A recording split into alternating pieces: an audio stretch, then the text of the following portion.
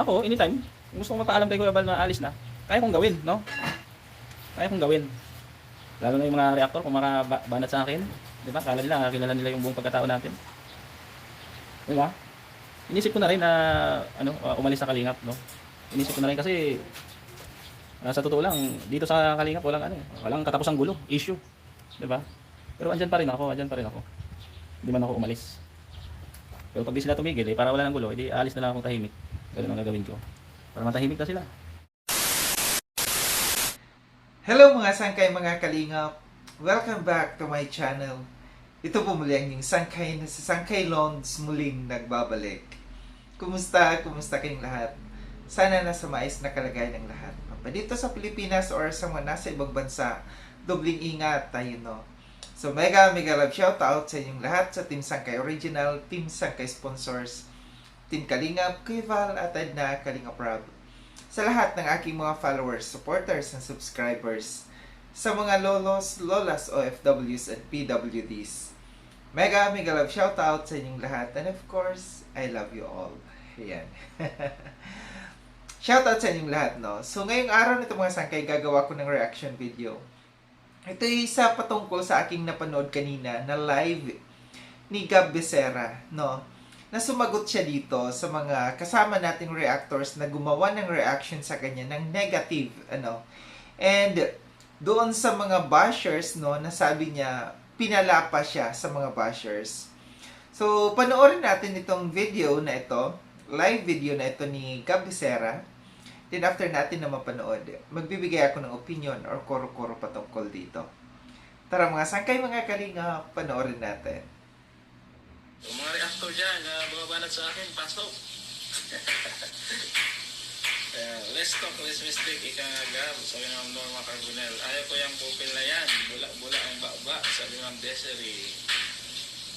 Gab Becerra, ng PWD, sabi ng Mr. J. This one's good. Ayan, ginagaya daw si Mr. J. Si Pupil lang naman ang nanggigigil. Oo nga, gigil na gigil si Pupil sa akin.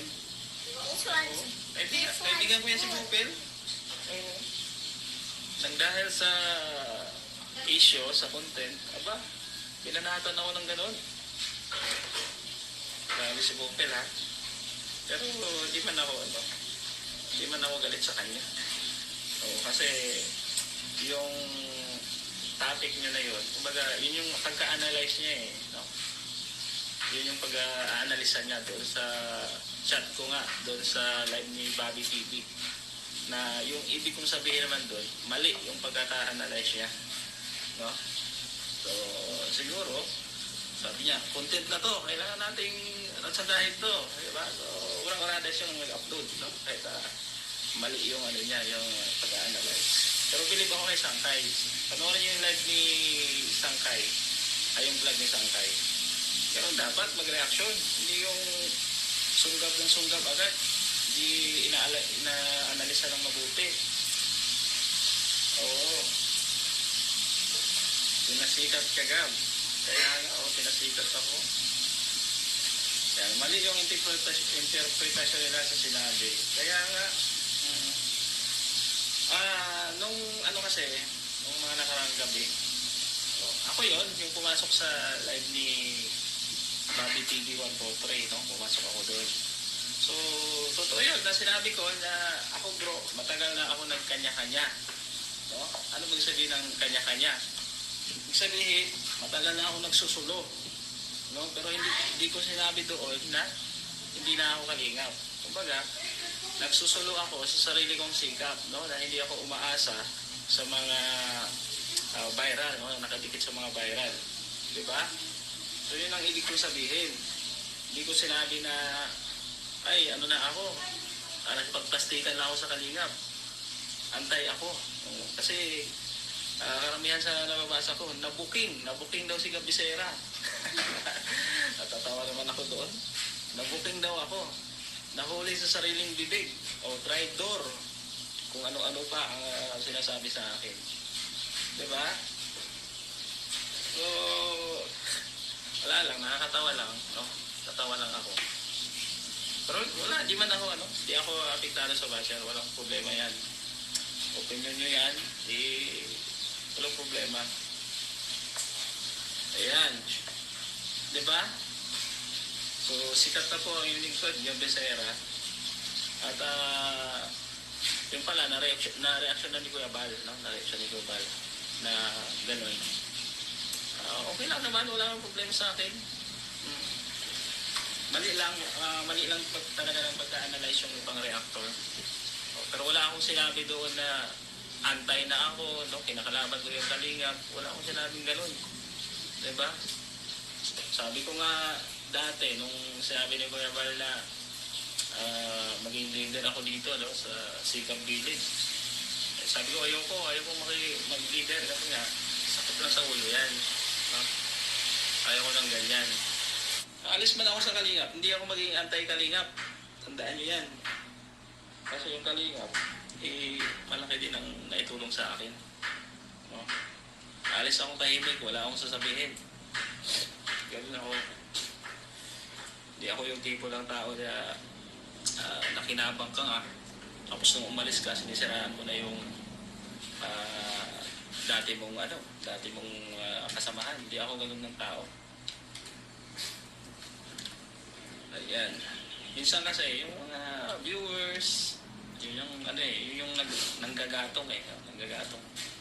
Tapos gatungan din ng reactor, ayun. Nilapa si Gabisera ng mga basher.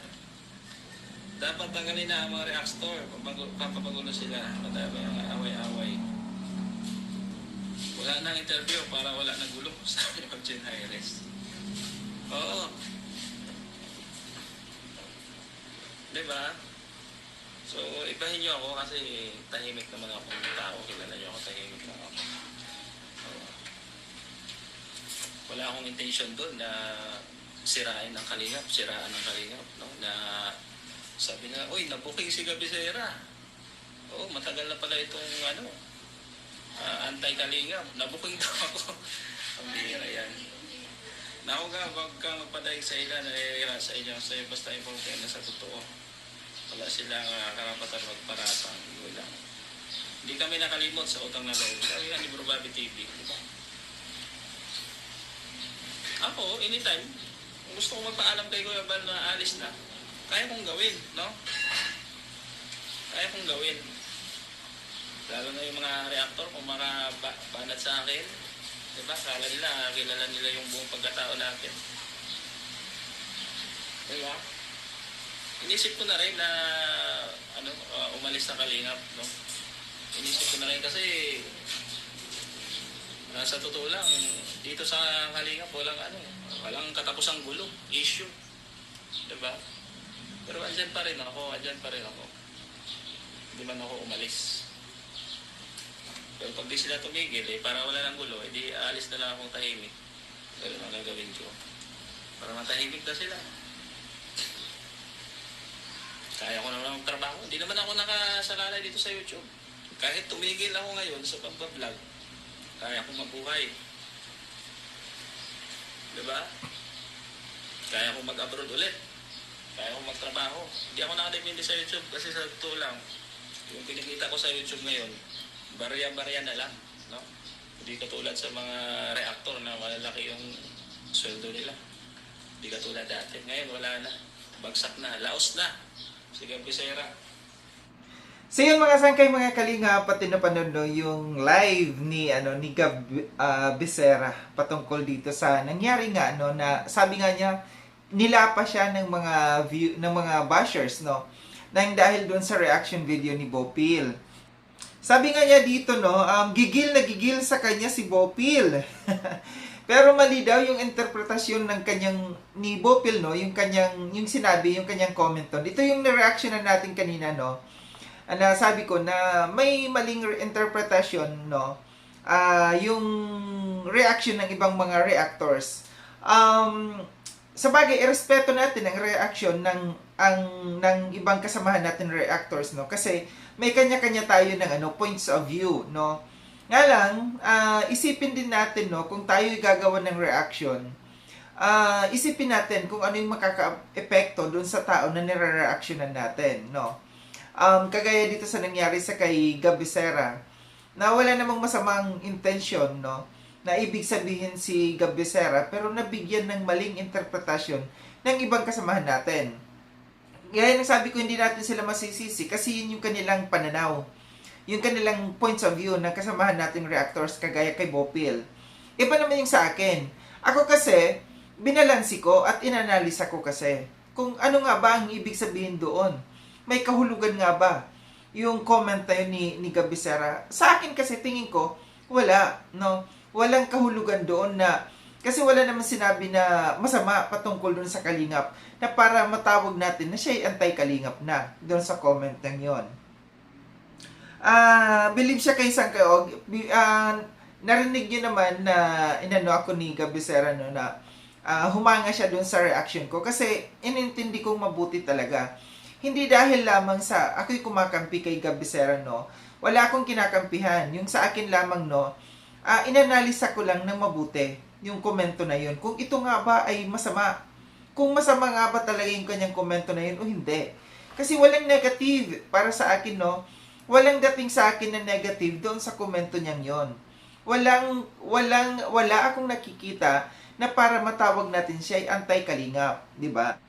Totoo daw yon na sinabi niya na nagsosolo na siya. Pero di niya sinabi na di na siya Kalingap. Totoo. Kasi wala tayong nakikita doon na sinasabing masama patungkol sa Kalingap yung ano na yun. Totoo yung sinabi niya na siya nagsosolo. Kasi totoo naman. Nagsosolo siya, hindi na siya sumasama-sama kina Kuya Val, hindi na siya nakikikabit doon sa mga virals, no? Unlike diyan sa iba na mga para silang mga buntot ng buntot, kay Kuya Val, kay Kalinga Prab, no? Na hindi marunong magsulo. So, kasi naalala ko dati, nung sinabi ni Kuya Val, may training sa kanila. Once na matapos na yung training nila, pwede na silang lumakad, magsolo. Hindi yung buntot na lang ng buntot. So, ito yung ginagawa. So, siguro yung trainings na yon, yung mga sinabi na yun ni Kuya Val dito sa batch 1 na ito. Kasi batch 1 to si Gab Becerra eh. So, matagal na sila. Alam niyo, sa totoo lang, dyan nga sa ano yung naalala ko rin dati, yung mga matatagal na nakistay dyan sa lighthouse, pinapa-exit na.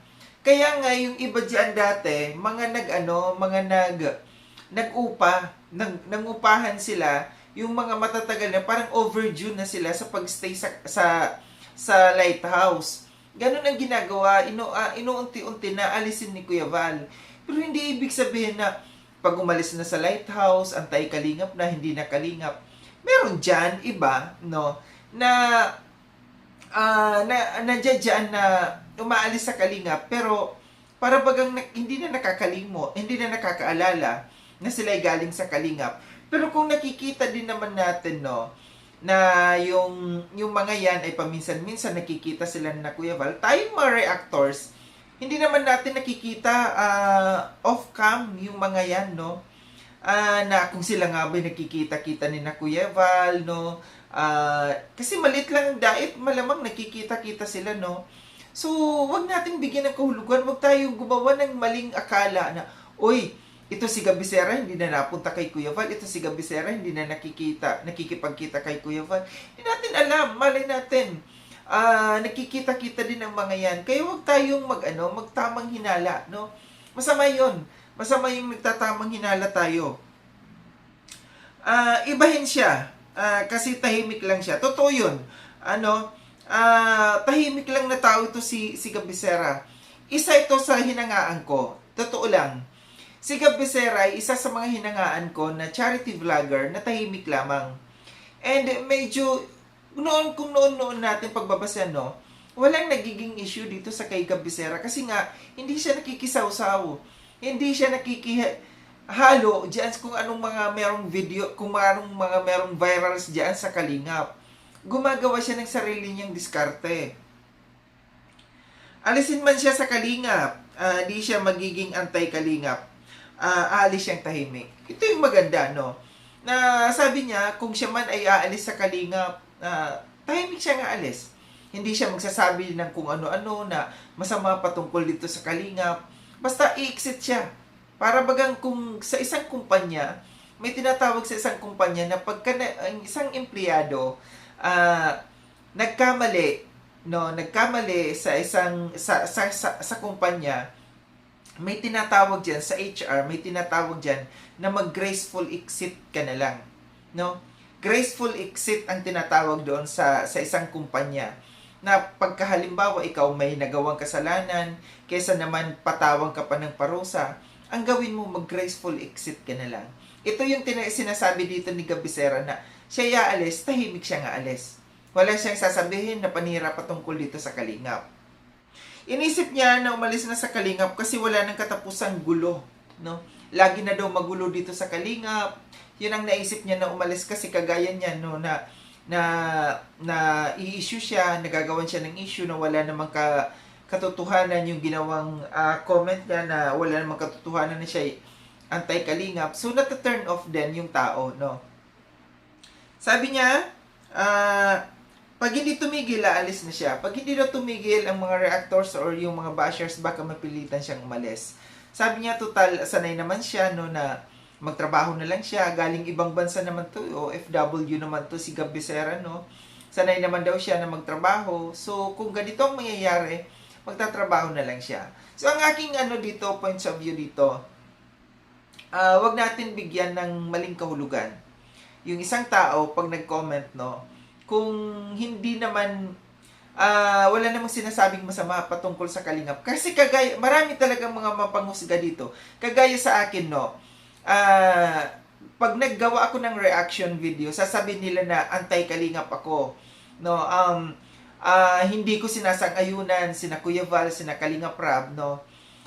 Yun yung mali na interpretasyon ng mga tao. Ulitin ko, sinabi ko na ito dati, na ang isang tao, pag nakipagkaibigan, sinasabi ang katotohanan. Pinagsasabihan ng kanyang kaibigan na mali ang iyong ginagawa. So yung ginagawa ko, no, na pagsasabi ng katotohanan, yan ay pagiging concerned sa mga tao dito sa Kalingap.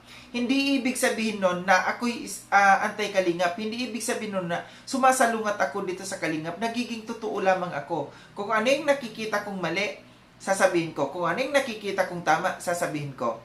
Kaya maraming mga mapanghusga kasi dito, no, na mga viewers, may mga kasama tayong reactors dito na mapanghusga, no, na mga tamang hinala, na hindi nila muna inaanalisa yung sinasabi ng tao, no? Kaagad-agad nilang hinuhusgahan. Ito ang nangyari kay Gabisera, hinusgahan kaagad. Muli maraming salamat mga sangkay na sa panonood.